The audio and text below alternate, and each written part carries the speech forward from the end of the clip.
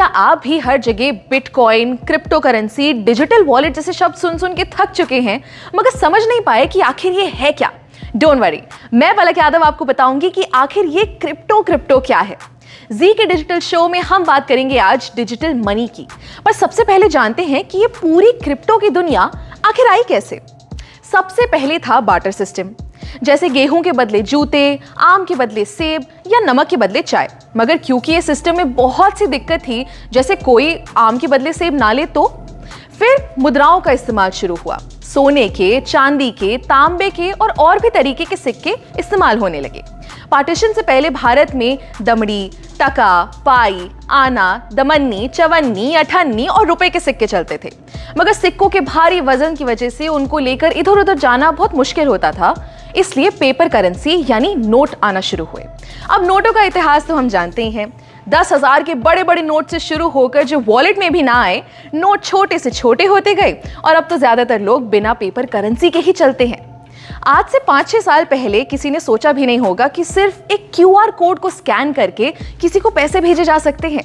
मगर आज Paytm, Google पे, फोन पे हर दुकान नुक्कड़ पर मिल जाएगा।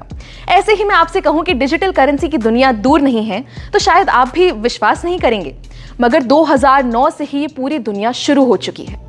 शुरुआत में लोगों को इसके बारे में उतना पता नहीं था, मगर पिछले कुछ सालों में ये बहुत पॉपुलर हो गया है और आगे ये सिर्फ बढ़ेगा ही। मगर ये डिजिटल करेंसी या क्रिप्टो करेंसी होती क्या है? डिजिटल करेंसी एक वर्चुअल करेंसी है, यानी जिसे आप इन नोटों की तरह अपनी जेब में नहीं रख सकते। ये हमारे ऑनलाइन वॉलेट में रखी जाती है, यानी बिना किसी झंझट के आप इसे कहीं से भी एक्सेस कर सकते हैं। अच्छा, इसी का दूसरा नाम कह सकते हैं क्रिप्टो करेंसी। Crypto currency. अब करेंसी का मतलब तो हम समझते हैं पैसा, मगर ये क्रिप्टो किस भला का नाम है?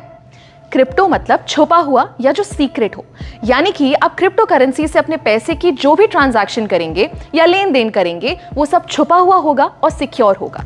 ये क्रिप्टो करेंसी का चलन 2009 में शुरू हुआ, जब सबसे पहली बार सातोशी नाकामोटो नाम के एक आदमी ने वर्चुअल करेंसी बनाई। अब इसका नाम हम सब ने कहीं ना कहीं सुना ही है। जी हाँ, बिटकॉइन। बिटकॉइन आज की डेट में इतनी बड़ी क्रिप्टो करेंसी बन चुकी है कि आप मानेंगे नहीं कि कई बड़ी बड़ी कंपनीज आज बिटकॉइन से पेमेंट्स लेती हैं। एक मजे की बात बताऊं, अगर आपने 2009 में एक बिटकॉइन खरीदा होता तो आज आपके पास बिना कुछ किए बैठे बिठाए करीब 16 लाख रुपए होते। मगर आज इथेरियम, डॉजकॉइन, टेथर जैसी 19,000 क्रिप्टो करेंसीज बन चुकी हैं। इन करेंसीज को हम खरीद सकते हैं, बेच सकते हैं और चाहे तो इनमें इन्वेस्ट भी कर सकते हैं। अब ये तो हम समझ गए कि क्रिप्टो करेंसी एक तरीके के ऐसे पैसे हैं जिन्हें हम छू नहीं सकते, मगर अगर हम इनसे खरीदेंगे या बेचेंगे तो इसे कोई कंट्रोल कर रहा होगा क्या?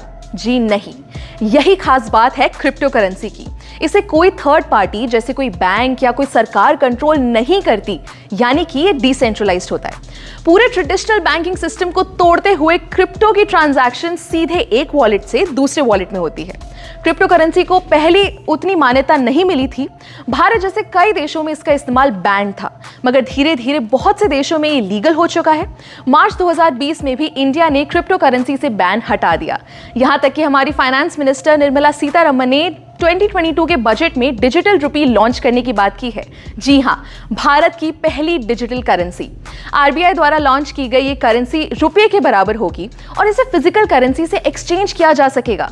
है ना कमाल की बात? दोस्तों, क्रिप्टो की ये दुनिया जितनी बड़ी है उतनी ही इंटरेस्टिंग भी है, तो इनके बारे में हम जितना जाने उतना कम रहेगा।